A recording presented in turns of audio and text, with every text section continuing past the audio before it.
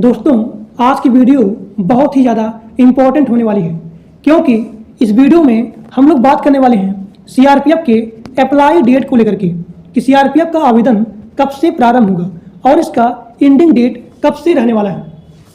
इस जॉब को अप्लाई करने के लिए आपका मिनिमम और यहाँ पे मैक्सिमम एज कितना होना चाहिए, आपके पास कौन सी क्वालिफिकेशन होनी चाहिए और आप सभी लोग के पास कौन सा डॉक्यूमेंट होना चाहिए इस जॉब को अप्लाई करने के लिए और किस कास्ट को कितना छूट मिलेगा, इन सभी के बारे में बात करने वाले हैं।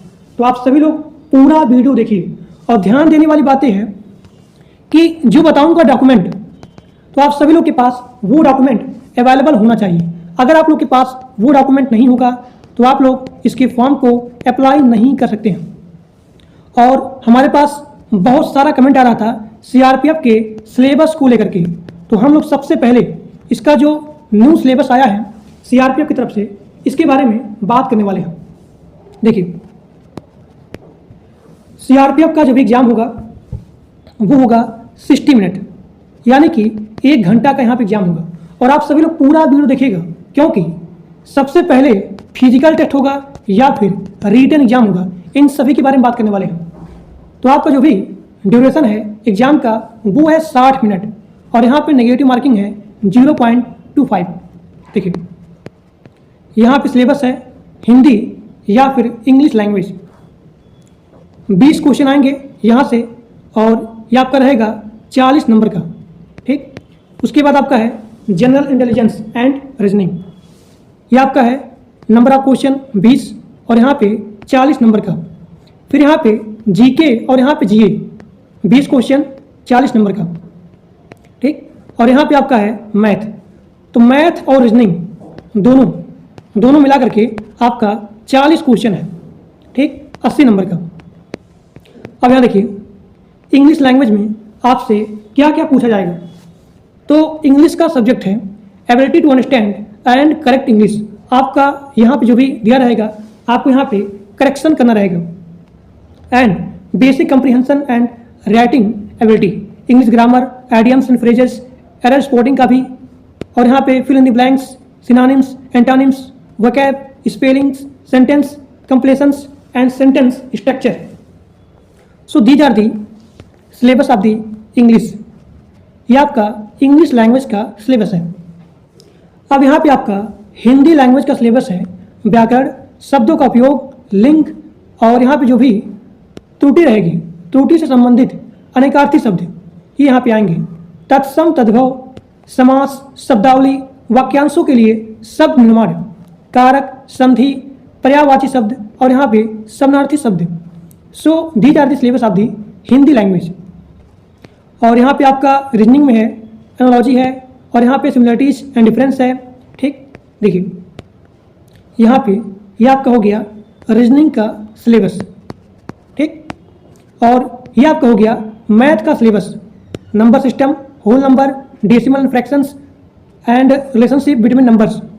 ठीक, arithmetics, operation, percentage, ratio, proportions, average यानी कि औसत। ठीक, interest, profit and loss, discount, mensuration, time and distance and ratio and time and work. So these are the syllabus of the math.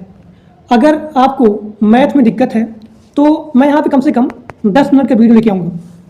अगर किसी को मैथ नहीं आता है, रीजनिंग नहीं आता है, तो वो लोग यहाँ पे कमेंट करेंगे, मैं आपका ज़्यादा टाइम वेस्ट नहीं करूँगा।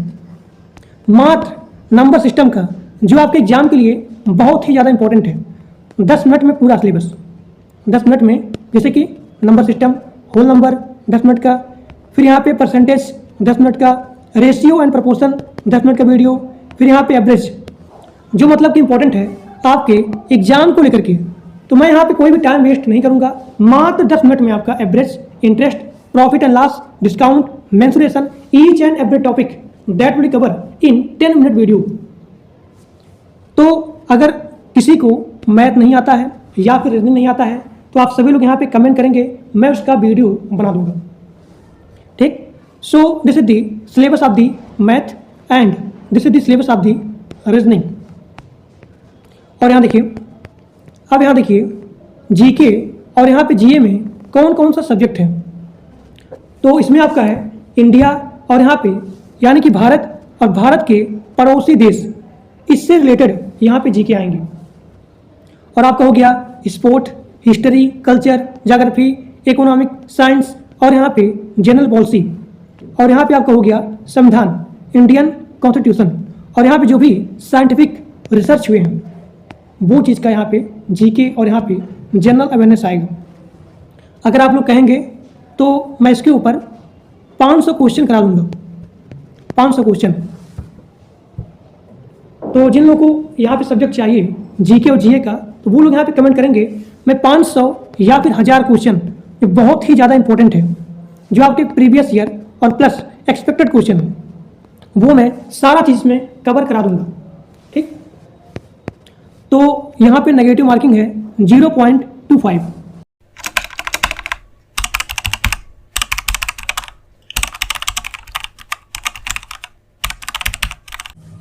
भर्ती बोर्ड की तरफ से यहाँ पे आवेदन को लेकर के नोटिफिकेशन आया है, इसके अप्लाई डेट को लेकर के, यानी कि इसका आवेदन कब से प्रारंभ होगा, और यहाँ पे सिलेक्शन प्रोसेस को लेकर के, और यहाँ पे डॉक्यूमेंट को लेकर के।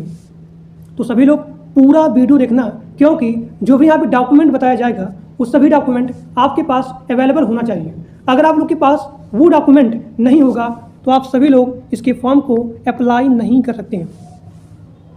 ठीक, तो भर्ती बोर्ड की तरफ से यहाँ पे नोटिफिकेशन आ गया है, और इस पोस्ट का नाम है कांस्टेबल ट्रेड्समैन। यहाँ पे टोटल पोस्ट रहने वाली है 12,000 प्लस, यानी कि 12,158। आप सभी लोग पूरा वीडियो देखना, क्योंकि इसमें हम हर एक चीज़ के बारे में बात करेंगे कि सबसे पहले फिजिकल टेस्ट होगा या फिर रिटन एग्जाम होगा, और इसका आवेदन कब से प्रारंभ होने वाला है। ठीक, तो टोटल पोस्ट आपका है 12,158, और इसका आवेदन ऑनलाइन मोड में होगा। And this is the all India service, चाहे आप मेल हो और चाहे आप फीमेल हो, सभी लोग इसके फॉर्म को अप्लाई कर सकते हैं। इसके सैलरी के बारे में बात करें तो इसका मिनिमम सैलरी है 21,700 से लेकर के 69,100, यानी कि this is the minimum salary and this is the maximum salary. इसके एज के बारे में बात करें तो इसका मिनिमम एज रहने वाला है 18 साल, और इसका मैक्सिमम एज है 25 साल, यानी कि 18 साल से लेकर के 25 साल के लोग इसके फॉर्म को अप्लाई कर सकते हैं। और यहाँ पे एज में भी छूट है, आप सभी लोग यहाँ पे देख सकते हैं, यहाँ पे एज में भी छूट है। अगर आप लोग SC ST, अगर आपका कास्ट SC ST है तो आपको यहाँ पे 5 साल का छूट दिया जाएगा। OBC है तो OBC के लिए 3 साल का छूट है, लेकिन कम से कम मिनिमम एज आपका 18 साल होना ही चाहिए। ठीक, एप्लीकेशन फीस के बारे में बात करें तो अगर आप जनरल हो, OBC हो, तो आपको यहाँ पे 100 रुपया देना पड़ेगा। SC ST PWD इनके लिए यहाँ पे कोई भी फीस नहीं है, और इसका पेमेंट ऑनलाइन रहने वाला है। आप सभी लोग पूरा वीडियो देखना, जो बताऊँगा डॉक्यूमेंट वो सभी लोग के पास डॉक्यूमेंट होना ही चाहिए। यहाँ देखिए CRPF का सिलेक्शन प्रोसेस जो भी यहाँ पे दिया गया है, this is the old notification.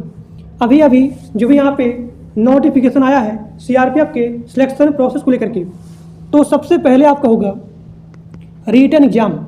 Written exam होने के बाद यहाँ पे फिजिकल टेस्ट होने वाला है, उसके बाद यहाँ पे होगा मेडिकल टेस्ट।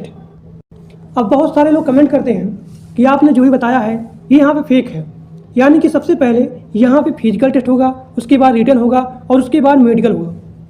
देखिए, सबसे पहले रिटन एग्ज़ाम क्यों होगा, उसके बाद फिजिकल टेस्ट क्यों होगा और उसके बाद मेडिकल टेस्ट क्यों होगा। मान लीजिए यहाँ पे 100 कैंडिडेट हैं, 100 यहाँ पे कैंडिडेट हैं, अगर उनका यहाँ पे फिजिकल टेस्ट सबसे पहले होता तो जितने सारे कैंडिडेट हैं वो सभी लोग यहाँ पे एलिजिबल हो जाते हैं। तो इसीलिए यहाँ पे सबसे पहले आपका रिटन एग्ज़ाम होगा। अगर मान लीजिए यहाँ पे 100 कैंडिडेट हैं, अगर ये लोग सबसे पहले रिटन एग्ज़ाम देंगे तो ऐसा हो ही नहीं सकता है कि सभी लोग यहाँ पे एलिजिबल हो जाएं। ठीक, तो इसीलिए भर्ती बोर्ड की तरफ से यहाँ पे सबसे पहले रिटन एग्ज़ाम होगा। रिटन एग्ज़ाम होने के बाद यहाँ पे फिजिकल टेस्ट होगा। सबसे पहले रिटन एग्ज़ाम, उसके बाद फिजिकल टेस्ट और उसके बाद मेडिकल टेस्ट होने वाला है। ठीक, अब यहाँ देखिए फिजिकल की बात करें, फॉर मेल कैंडिडेट। तो मेल के लिए अगर मेल दौड़ में पास आउट हो जाते हैं, यहाँ देखिए 7 मिनट 30 सेकेंड मेल के लिए, यहाँ पे दौड़ है 1600 मीटर। तो अगर यहाँ पे मेल दौड़ में पास आउट हो जाते हैं तो उनका लॉन्ग जंप है 11 फीट और यहाँ पे 3 बार चांस दिया जाएगा। और यहाँ पे हाई जंप है 3.5 फीट और यहाँ भी उनको 3 बार चांस दिया जाएगा। महिला के लिए अगर महिला 4 मिनट, यहाँ देखिए अगर महिला 4 मिनट 45 सेकेंड 4 मिनट 45 सेकेंड में अगर 800 मीटर दौड़ लेती है, यानी कि दौड़ में पास आउट हो जाती है, तो उसका लॉन्ग जंप रहने वाला है 9 फीट, 3 बार चांस दिया जाएगा। और यहाँ पे हाई जंप है 3 फीट और यहाँ पे 3 बार चांस दिया जाएगा। अब यहाँ पे हाइट और चेस्ट को लेकर के मेल का हाइट 165 सेंटीमीटर होना चाहिए, फीमेल का हाइट 155 सेंटीमीटर होना चाहिए। मेल का चेस्ट कम से कम 75 से लेकर के 80 सेंटीमीटर होना चाहिए।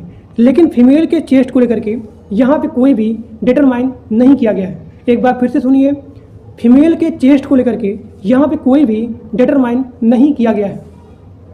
क्वालिफिकेशन की बात करें, हमारे पास कुछ लोग कमेंट करते थे कि सीआरपीएफ में अप्लाई करने के लिए हमारे पास कौन सी क्वालिफिकेशन होनी चाहिए।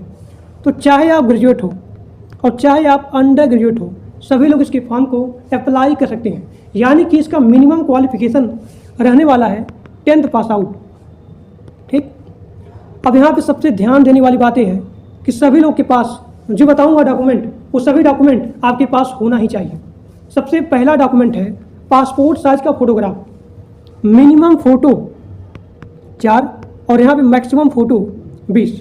यानी कि अप्लाई से लेकर के ज्वाइनिंग तक सेम फ़ोटो होना चाहिए। और यहाँ पे सिग्नेचर, यानी कि आपका यहाँ पे सिग्नेचर लगेगा। उसके बाद आधार कार्ड, आधार कार्ड आपके मोबाइल नंबर से वेरीफाइड होना चाहिए, लिंक होना चाहिए। तो जिन लोग का आधार कार्ड मोबाइल नंबर से लिंक नहीं है या फिर वेरीफाइड नहीं है, वो लोग सबसे पहले अपने आधार कार्ड को मोबाइल नंबर से लिंक करवा लीजिए। उसके बाद यहाँ पे एजुकेशन सर्टिफिकेट लगने वाला है। अगर आप 10th पास आउट हो, उसका मार्कशीट, 12th या फिर किसी भी फील्ड से ग्रेजुएट हो, तो उसका यहाँ पे सर्टिफिकेट लगने वाला है। अब यहाँ पे अगला आपका है कास्ट सर्टिफिकेट, यानी कि जाति प्रमाण पत्र। अगर आप SC हो, ST हो या फिर OBC हो, तो उसका यहाँ पे सर्टिफिकेट आप यहाँ पे लगाएंगे, तभी आपको छूट मिलेगा। अभी मैंने क्या बताया कि SC ST उनके लिए यहाँ पे 5 साल का छूट है और OBC के लिए यहाँ पे 3 साल का छूट है। तो जो लोग SC ST हो उसका यहाँ पे सर्टिफिकेट लगाएंगे और जो लोग OBC हो तो आप लोग उसका यहाँ पे सर्टिफिकेट लगाएंगे। अब यहाँ पे बहुत सारे लोग का डाउट होता है एज प्रूफ डॉक्यूमेंट को लेकर के कि सर एज प्रूफ में कौन सा डॉक्यूमेंट लगाएं। तो एज प्रूफ में आप अपना बर्थ सर्टिफिकेट लगा सकते हैं। अगर आप लोग के पास बर्थ सर्टिफिकेट नहीं है तो उसके स्थान पे 10th का मार्कशीट लगा सकते हैं। अब ध्यान देने वाली बातें हैं कि आपके आधार कार्ड में जो भी डेट ऑफ बर्थ है वही सेम आपके 10th के मार्कशीट में होना ही चाहिए। ठीक, तो एज प्रूफ के स्थान पे आप अपना 10th के मार्कशीट को लगा सकते हैं।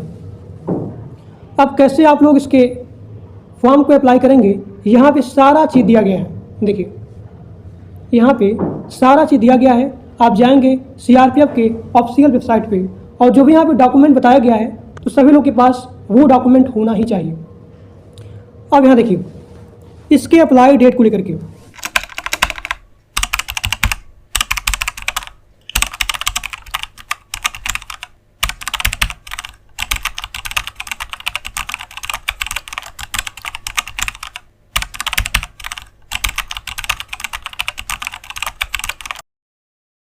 अभी ये डेट यहाँ पे कंफर्म नहीं है। मैं यहाँ पूरा आपको प्रॉमिस नहीं कर रहा हूँ कि इसी डेट को ही आपका आवेदन प्रारंभ हो जाएगा। जो यहाँ पे नया अपडेट आया है मैं आपको वही बता रहा हूँ। तो आज के लिए बस इतना ही। और जो लोग टेलीग्राम ग्रुप में और व्हाट्सएप ग्रुप में नहीं ज्वाइंट हो, उसका लिंक इसी वीडियो के डिस्क्रिप्शन बॉक्स में दिया गया है। जो भी यहाँ पे नया अपडेट आता है मैं आपको ग्रुप में शेयर कर देता हूँ।